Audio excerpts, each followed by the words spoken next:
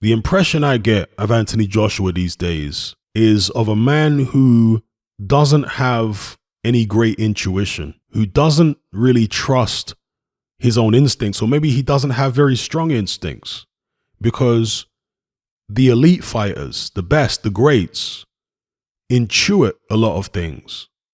Like, for example, Muhammad Ali, when he fought George Foreman, he just knew that dancing and fighting his usual fight wouldn't get the job done in Zaire. And what he did by playing rope-a-dope was counterintuitive to a lot of people, including his own corner. But Ali told him to shut up, and he said, I know what I'm doing. And indeed, he did know what he was doing. Tyson Fury, when he got dropped by Steve Cunningham heavy in the second round, he got off the canvas, and once he shook the cobwebs off, he knew what he needed to do. Whereas with Anthony Joshua, he seems like one of those fighters. Amir Khan is a bit like this. He seems like one of those fighters where he needs to be programmed by a trainer to fight a specific strategy and in a specific way. And if the fight ends up going very differently to what they'd planned for in training camp, he doesn't know what to do. He doesn't seem to have the ability to adapt on the fly and work things out for himself. He's constantly relying on the trainer to tell him what to do. And for a guy with the experience that Anthony Joshua has now, again, 40-odd amateur fights, ABA champion, silver medal in the World Championships, gold medal in the Olympics, multiple world title fights as a pro, 2-time world heavyweight champion. I mean, why doesn't he trust his own experience? You know, why hasn't all that experience resulted in intuition, instincts? Because all intuition is, of course, is the subconscious mind processing all the data that you've collated over a certain period of time. And then you consciously experience the calculations made by the subconscious mind as a feeling. Okay, I feel like I need to do this. I feel like I need to do that. Okay, I know that I need to change the strategy up in this way because of what's happened in the fight so far. You see it? Anthony Joshua just doesn't seem to have those strong boxing instincts at all. He comes across like a guy who's trying to learn boxing from a textbook. It's bizarre. Again, with an inexperienced novice, you can understand that to some degree, although some novices are very intuitive right away. I mean, right off the street, there are certain novices who get in there and the way they're moving around, that they instantly have good instincts. Their technique is all over the place, but they have a good idea of what they need to do and when. Do you know what I mean? Whereas Anthony Joshua just doesn't seem to have a strong idea about what to do and when and why. It's like in the first Andy Ruiz fight, when he said to Rob McCracken, you know, what do I do now? Why do I feel like this? You don't hear Tyson Fury having them kind of conversations and asking those kind of questions when he's in the corner after he's been dropped. He knows what to do. You know, his corner's there to offer him more advice, but ultimately Tyson Fury is very self-assured. Muhammad Ali, very self-assured. Floyd Mayweather, very self-assured. In any situation, he's very self-assured. You never see them looking lost in the ring. Whereas AJ has looked lost in the ring several times, and he looks lost in interviews. You know, all this talk about self-help books and motivational speakers and listening to the right music. I mean, maybe that's his process. And different fighters have a different process in terms of getting ready for a fight. Just because AJ's process might be a bit different to the norm, then, you know, it doesn't necessarily mean it's wrong or it's bad. But I have to be honest, he doesn't inspire confidence with the way he comes across. That's what I can tell you. Because, you know, I'm comparing him to other fighters out there. Even somebody like Dylan White, you know, Derek Chisora, these kind of guys. Not necessarily the elite, but guys who have been able to bounce back and show mental fortitude coming back from defeat. I mean, Dylan White, from a mental perspective, was absolutely fantastic the way he came back against Povetkin. Say what you want about Povetkin being old and, you know, he looked shaky in the first fight, but Dylan White still had to overcome the trauma of being knocked out the way that he was in such a humiliating fashion first time around. And he had absolutely no problems doing that whatsoever. There was no perceptible demons or anything like that in the Povetkin fight. So, you know, that type of mindset, that type of mentality is what Anthony Joshua needs. When Dillian Whyte came back from the Povetkin loss, he was 100% self-assured in terms of knowing what he needed to do.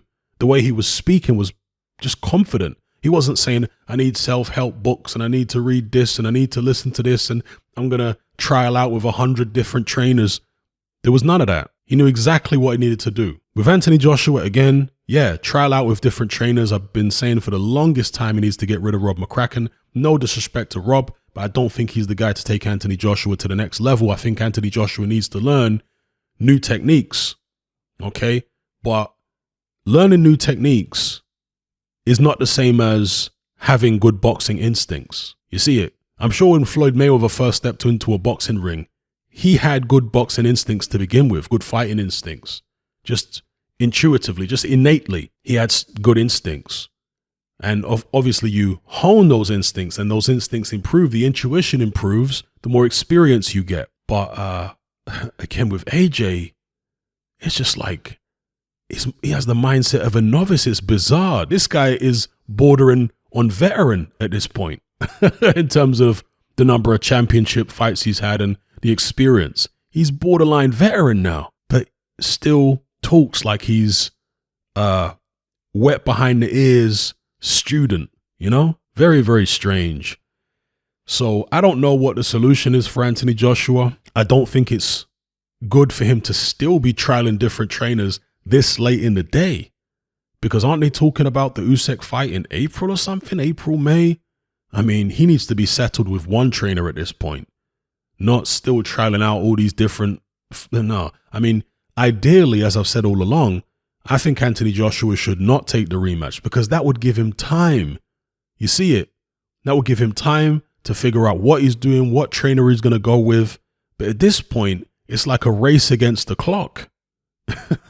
Where he's trying to do all the self-help books and trialing out different trainers and traveling all over the world. And the clock is ticking for that Usyk, because Usyk is not confused right now. Usyk isn't wondering how he's going to get himself in the right mind frame for the rematch. Usyk's routine is tried and tested. He knows exactly what to do. It's AJ who is all over the place, seemingly right now. So look, I'm not writing him off. Maybe he'll be able to get himself together in time for the fight and pull off what, I don't want to call it an upset, but let's just say reverse the result of the first fight when a lot of people are expecting Usyk to repeat what happened in the first fight and maybe even go one better and stop AJ this time.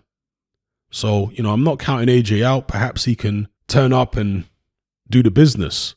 But again, not inspiring confidence by the way he's talking in this interview. Maybe his method, maybe his process is just different from the norm, and that doesn't necessarily make it bad. But again, I'm just comparing him to many other fighters out there who have come back from defeats successfully. A lot of the greats, the Muhammad Alis and so on. I know that not everybody's cocky, right? Not everybody's a slick talker and what have you. AJ's certainly not a slick talker. But even if you don't have the flair to be able to express yourself like a Muhammad Ali, the things you say, the body language, the things that you tell us you're doing, we can still read a certain amount into these things, And I hope my read of Anthony Joshua's preparation and what Anthony Joshua said in this interview is wrong.